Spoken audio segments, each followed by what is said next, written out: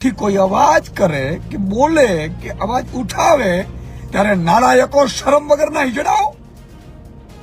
તમે એમ કહો છો કે અરાજકતા આમ આદમી પાર્ટી ફેલાવે છે. ખેડૂતોના લોહી પીના લોહી ચૂસવાની, ખેડૂતોની જમીનો લેવીને બૂચ મારવા સિવાય તમને શું આવડે છે? અમે ઈ જ છીએ. તમને ખદડાઓ અહીંયાથી કાઢી, કદડો અને ખદડો બે કાઢીને રહેવાના છે. નાલાયકના પેટનાઓ તમને સત્તા ક્યારે જિંદગીમાં સોંપાય નહીં. આ તો ભૂલ થઈ ગઈ અમારી કે કમર ઉપર બટન દબાવીને તમને સત્તાઓ સોંપી. એક એક ને વીણીને સમજી લેજો. તમે ગુજરાતમાં 2027માં સરકાર આવી અને વીણીને જો તમારામાંથી જો પાછી ઉલેચીએ નહીં, તમે જે સંપત્તિ ભેગી કરી છે એ ઉલેચીને પ્રજાના ખાતામાં ન નાખીએ તો યાદ રાખજો, રાજનીતિમાં આવ્યા.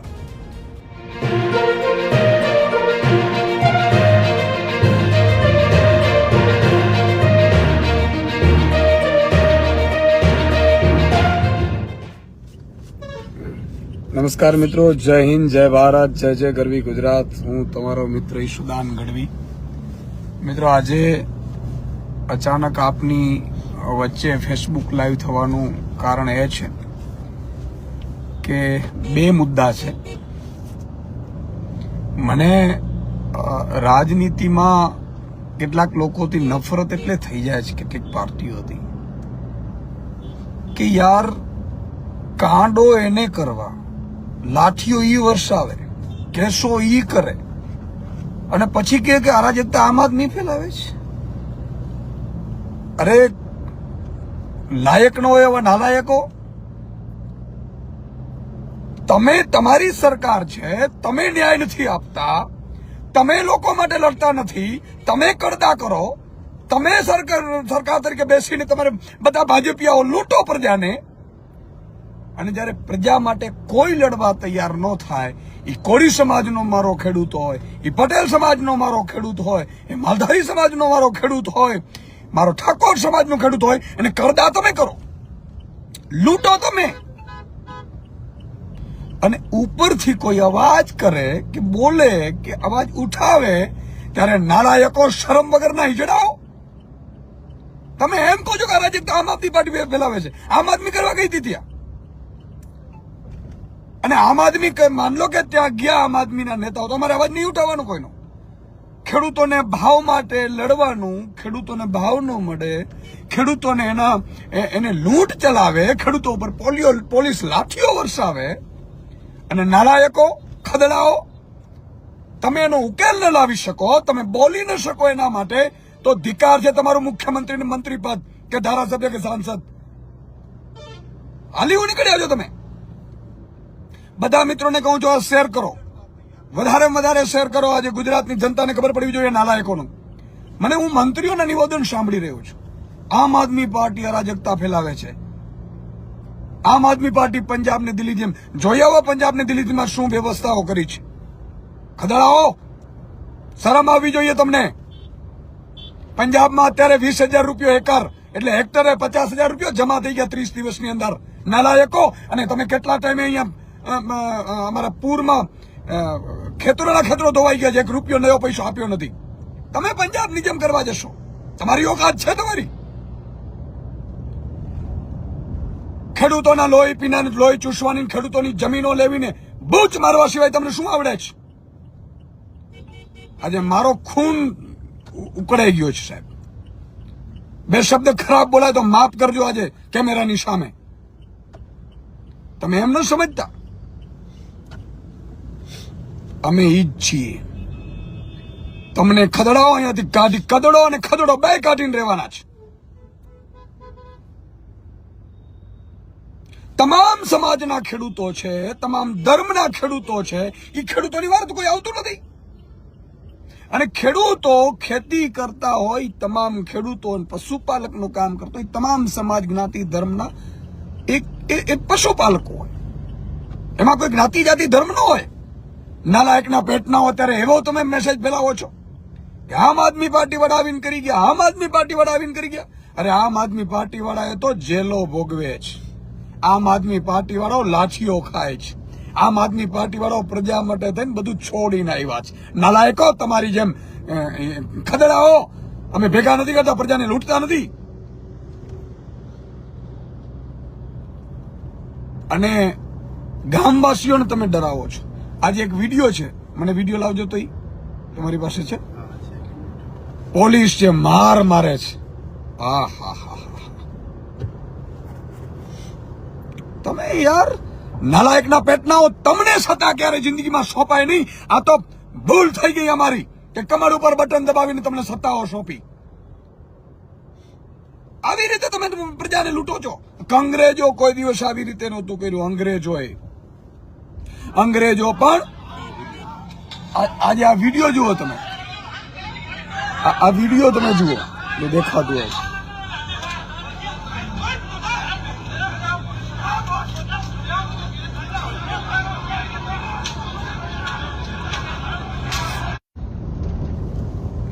આજે એટલી પીડા થઈ રહી છે કે શરમ વગરના એમ નથી કહેતા કે અમારી સરકારમાં ભૂલ છે, અમારા ખદડાઓ લૂંટે છે, એપીએમસીમાં લૂંટે છે, એમ નથી કહેતા. શરમ વગરના એમ કહે છે કે આમ આદમી પાર્ટી વાળા અરાજકતા ફેલાવે છે ને નક્સલી માનસિકતા ધરાવે છે ને.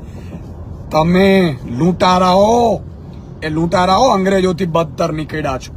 અંગ્રેજો આવું જ કરતા હતા. મિત્રો, વધારેમાં વધારે શેર કરજો. આ ખદડાઓ સુધી પહોંચવું જોઈએ.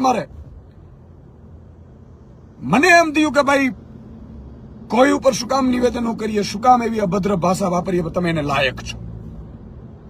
મારા ખેડૂતને તમે લૂંટો અને એનો કોઈ અવાજ ન બને. આજે ખેડૂતો કોણ હતા? ખેડૂતો લૂંટાતા હતા.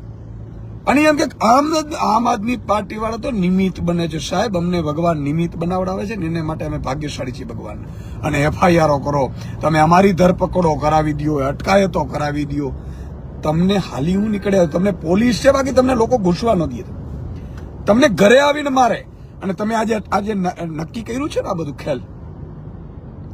પોલીસથી જે હું વિડીયો જોતો તો આ વિડીયો તો નહીં, હજી બીજા 2 વિડીયો મારી પાસે આવ્યા છે. ઘરમાંથી ઘૂસીને વડીલોને મારો છો. એ શરમ આવવી જોઈએ, શરમ. તમારી, હું તો એમ કહું છું, જનેતાની ભૂલ કહેવાય કે તમારા જેવા નબળાઓને અહીંયા ધરતી ઉપર ઉતારી દીધા. શું તમે આજ ઈચ્છી શું રહ્યા છો? તમે એક કામ કરો ને, તમને ગોળીઓ મારી દો બધાને, તમને એટલી શાંતિ થઈ જાય. તમને અમે નડીએ છીએ, ખેડૂતો નડે છે તમને. બીજા દિવસે અમે તો રાત દિવસ મહેનત કરી, પાણી વાળી શરપ અને દીપડાની સાવજની વચ્ચે અમે અનાજ ઉપાડીને તમારા દીકરાઓ ખાય છે. તમને કોણ ખવડાવશે? પાકિસ્તાનથી આવશે અનાજ. એક તો તમે ભાવ નો આપો, કરદા તમે કરો, કરદામાં લૂંટ તમે ચલાવો, તમે રિંગ કરો, તમે બધા એપીએમસીમાં કબજો કરો. સાહેબ, લોકો ક્યાં જાય? ક્યાં મારા ખેડૂત? અને બુટલેગરોનો મૂકીને તમે લાઠીચાર્જો કરાવો, કેટલાકને ધમકીઓ આપીને વિડિયા બનાવડાવી દો છો. આટલું તમને ખાલી આદેશ કરવામાં નડત નહીં. ખાલી મુખ્યમંત્રી આદેશ કરી દે કે ભાઈ કરદા બંધ કરી દો. આખા ગુજરાતમાં કોડના નામે, લાંચના નામે જે એપીએમસીમાં લૂંટ ચલાવે છે એ બંધ કરી દો. તો અમને ક્યાં આ શોખ છે સાહેબ? આજે ઈશુદાન ગઢવીને રાજનીતિનો શોખ નથી. મારી જે આખી ટીમ છે એ ટીમને પણ રાજનીતિનો શોખ નથી. આ તો હું આવ્યો એટલે હું બધાને લઈને આવ્યો કે ચાલો આપણે ભાઈ, ઈ સાગર રબારી હોય, રાજુ કરપડા હોય, પ્રવીણ રામ હોય, સમ્રાટ ગઢવી, આ કોણ? આ કોઈ રાજનીતિના માણસો નથી સાહેબ. એ શેના માટે આવ્યા છે? આ ખેડૂતોનો, ગરીબોનો અવાજ બનવા માટે એક ટીમ તરીકે મારી સાથે સામેલ થયા છે અને ઈ લોકો લડે છે. આજે રાજુ કરપડા, પ્રવીણ રામ, તમે જુઓ, મારા કેટલાય યુવાનો છે, ચેતર વસાવા, હેમંત ખવા, ગોપાલ ઇટાલિયા. ગોપાલને શું જરૂર હતી ભાઈ? તો મારું કહેવાનું એ છે બધા લોકોને કે ખેડૂતોને તમે છે ને ઉશ્કેરો છો. હવે ખેડૂતોની દાજ્યા ઉપર તમે ડામ્યા ઉપર દાજ કરો છો. આજે તમે હાલત શું થઈ વિચાર કરો. તમે આ નિવેદનો કરો છો. આજે મારું લોહી ઉકળી ગયું છે અને મેં નક્કી કર્યું છે કે માત્ર બોટાદ નહીં, અમે એફઆઈઆર થી ડરવાના નથી. પ્રવીણ રામ ને રાજુ કરપડા પરમ દિવસે પોલીસને હાજર થશે. તમારામાં તાકાત હોય એટલી પોલીસ લેજો. એ અનશન ઉપર બેસશે આ પ્રજા માટે થઈ. આ એક વાત. હવે બીજી વાત, તમામ એપીએમસીમાં જે લૂંટ ચાલે છે, મને ઢગલાબંધ ફોન આવી રહ્યા છે, વિડીયો આવી રહ્યા છે કે સુદાનભાઈ અહીંયા લૂંટ ચાલે છે, અહીંયા માંગ. કોઈ ડરવાની જરૂર નથી. જ્યાં સુધી અમારા ખોરિયામાં પ્રાણ છે જેણે જે કરવું હોય, જેટલી એફઆઈઆર જેટલા આ લોકો કરતા હોય, કોઈને ડરવાની જરૂર નથી. અને આ એક એકને વીણી વીણીને સમજી લેજો તમે. ગુજરાતમાં 2027માં સરકાર આવી અને વીણી વીણીને જો તમારામાંથી જો પાછી ઉલેચીએ નહીં, તમે જે સંપત્તિ ભેગી કરી છે એ ઉલેચીને પ્રજાના ખાતામાં ન નાખીએ તો યાદ રાખજો, રાજનીતિમાં આવ્યા ન આવ્યા. વધારાઓ તમે તમારી આઈટી સેલ કરીને તમે વિડિયા બનાવડાવશો, તમે કોમેન્ટો કરશો, ખદડાઓને કહીને કોમેન્ટો 2 રૂપિયા આપીને કરાવડાવશો, અને અમે ડરી જવાના છીએ કોમેન્ટોથી. નાલાયકના પેટ ના હો, તમે જોવાના છો ગુજરાતની જનતાને આવી રીતે પીડા કરીને. અને જે કોમેન્ટો કરે છે ને એને કેવું છે તારા દીકરા દીકરીની હાલત શું છે જોઈએ તો આવ. 2 રૂપિયા મળે છે કે ભાજપનો એક યુથમાં આપી દે નાનકડો ચમચાનો હોદ્દો, એટલે કોમેન્ટો કરવા બેસી જાઓ છો. વિચાર કરો તમે કઈ હદે તમે આ દેશને ગુજરાતને લૂંટી રહ્યા છો. હવે ત્રીજી વસ્તુ, એક એપીએમસીમાં આપણે હેલ્પલાઇન શરૂ કરી છે, પોસ્ટરો લાગશે, પત્રિકાઓ લાગશે. દરેક જગ્યાએ જે પણ લૂંટે કોઈએ ચિંતા કરવાની જરૂર નથી. માફ કરજો, મેં કીધું કે આજે લોહી ઉકળી ગયું છે, 2 શબ્દ બોલાઈ ગયા હોય તો બહુ ઉકળી ગયું છે. મેં આ લોકો નિવેદન નહીં, અને મુખ્યમંત્રીને કહું છું તમે તો બિલકુલ નિવેદન ન આપતા ન કરો. તમે જો એમ નિવેદન આપ્યા કે આ તો ખેડૂતો નથી, આ તો આમ આદમી વાળા છે ને, તો યાદ રાખજો મુખ્યમંત્રી, આ ગુજરાતની જનતા છે, એની સહનશીલતાની પરીક્ષા ન લેતા. પાણી ઉપરથી જાય છે. તમે કાંઈ પણ લૂંટવાનું બાકી નથી રાખ્યું. અને તમે તમારા દાદા ભગવાનના સોગંદ ખાઈને કોક તમે સાચું કરો છો, ખોટું કરો છો. આ કરદાની તમને ખબર નહોતી, અને ખબર પડ્યા પછી તમારે રોલ તમે સાચું વેદવા કર્યું છે. હવે ચોથી વસ્તુ, આ એપીએમસી વાળો તો મુદ્દો છે જ. મગફળીનો મુદ્દો હું આજે ફરીથી મુખ્યમંત્રીને કહું છું કે જો 80 મણ મગફળી જોખાય તો ઈશુદાન ગઢવી અને આમ આદમી પાર્ટીનો લાખો કાર્યકર્તાઓ સૈનિકો રસ્તા ઉપર હશે. યાદ રાખજો તમે. મગફળી 250 મણ લેવાવી જોઈએ. ઓછામાં ઓછી એક ખેડૂતે એ મગફળી તમારે જોખવી પડશે, તમારે લેવી પડશે. અને નહીં તો 90,000 રૂપિયા ખાતામાં એક ખેડૂતના ખાતામાં નાખી દો. આ 2 માંગણીઓ અમારી છે. જો એ 2 માંગણીઓ નહીં સ્વીકારાય અને ફરીથી 80 જ મણ જો લેવામાં આવી મગફળી, અત્યારે મેં સાંભળ્યું છે અંદાજે પ્રમાણે 66 લાખ મેટ્રિક ટનની આસપાસ મગફળીનું ઉત્પાદન થયું છે.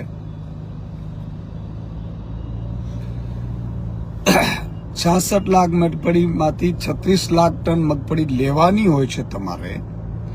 એની જગ્યાએ તમે 23 લાખ ટન મગફળી ની ડિમાન્ડ કરી હતી, માંગણી કરી હતી કેન્દ્ર સરકાર ખરીદે એવું ગુજરાત સરકારે, અને તમે મને સાંભળ્યું છે ત્યાં સુધી 15 લાખ મેટ્રિક ટનની મંજૂરી આપી છે કેન્દ્ર સરકાર ભાઈ શ્રી નરેન્દ્રભાઈ. 15 લાખ ટન થી શું થાય? 9,21,000 ખેડૂતોએ રજીસ્ટ્રેશન કરાવ્યું છે. હવે 9 લાખ ખેડૂતોએ રજીસ્ટ્રેશન કરાવ્યું છે, તમે 15 લાખ મેટ્રિક ટન ખરીદ્યો એટલે થયું શું? કેટલા મણ થયા? ખબર છે? તમે ખ્યાલ કર્યા કે ભાઈ જે મગફળી છે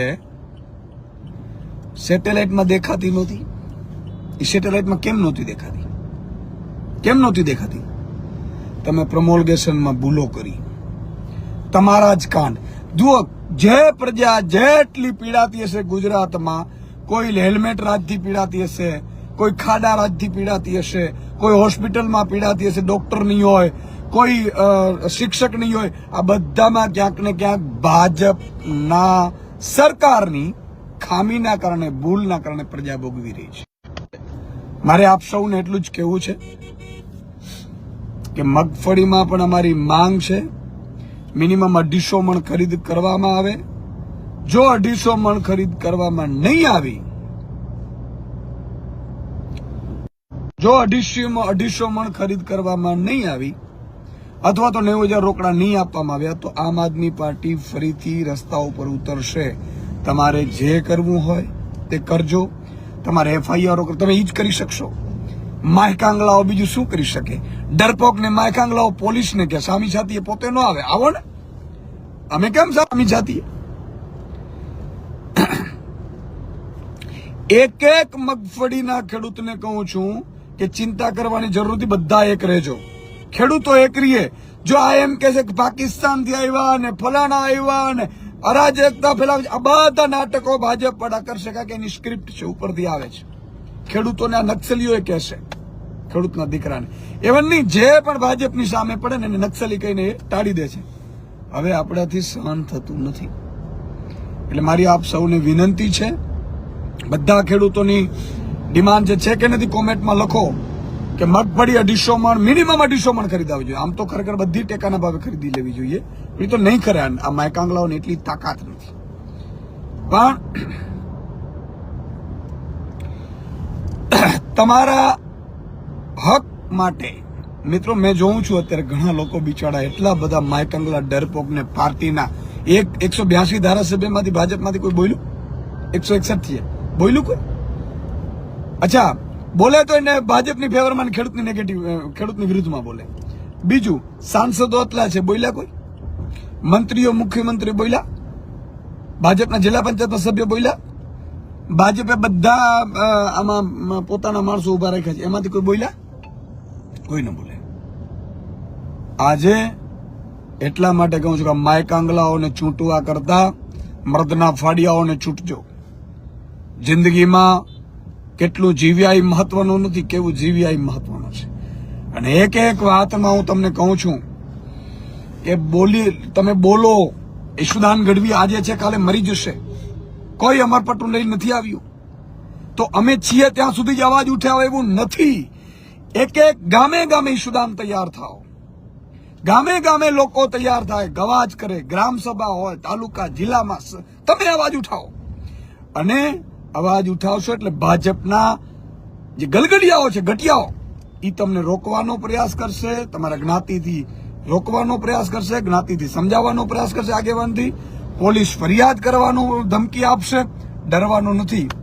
એને ગટિયાને કહી દેવાનું તારા થાય કરી લે. કારણ કે એને જો ભાજપની ફેવરમાં કોમેન્ટ કરતો હોય અથવા તો ભાજપની ફેવરમાં બોલતો હોય, એ બે જ પ્રકારના લોકો હોય. કાં બ્રિજ ખાનારા હશે અને કાં ભાજપના રાજમાં પેમેન્ટથી ચાલતા રહેશે. બાકી કોઈ ભાજપને પ્રેમ નથી કરતું.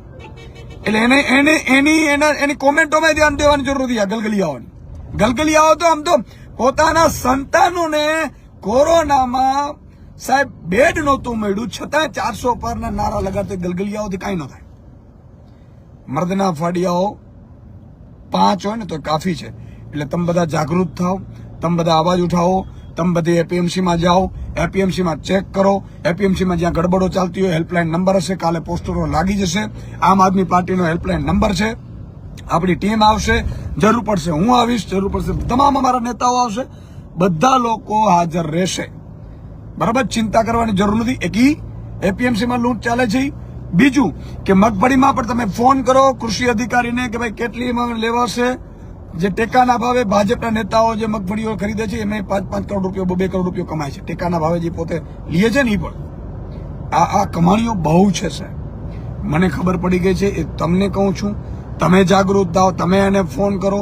જે પણ ટેકાના ભાવે જેને નાફેડ વાળા હશે કે પેલી એજન્સીઓ વાળા હશે એમાં પણ ગડબડો કરશે. ટેકાના ભાવે પોતાની આપણામાંથી 900,000 ની લઈને પોતાને 1400 રૂપિયા ટેકાના ભાવે આપવા જશે. બધા ખેલ કરશે. તમે જાગૃત થાઓ, કોઈએ ચિંતા નહીં કરવાની જરૂર નથી. હેલ્પલાઇન નંબર હશે. મગફળી પણ આંદોલન આપણે કરીશું. મગફળીના મામલે પણ જો 80 કે 85 મણ ખરીદાણી તો પણ બધા ખેડૂતો એક રહેજો. છેલ્લે ભાજપના દલાલો આવશે, તમને એમ કહેશે આ ઉશ્કેરે છે, આમ કરે છે.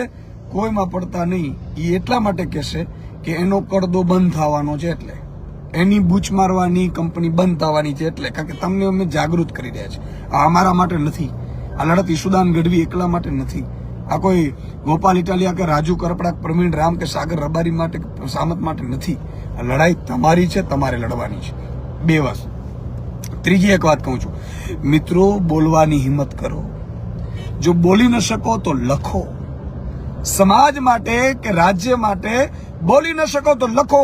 લખી ન શકો તો જે બોલે છે, લખે છે એને સહયોગ આપો. સહયોગ ન આપી શકો તો કાંઈ વાંધો નહીં, મૂંગા મર્યા રહો. પણ જો મૂંગા પણ ન મરી શકો તો સામે ખદડાઓ, કોમેન્ટો કરીને અમારો વિરોધ તો ન કરો. જે સમાજ માટે કે બીજાના માટે લડે છે એના માટે.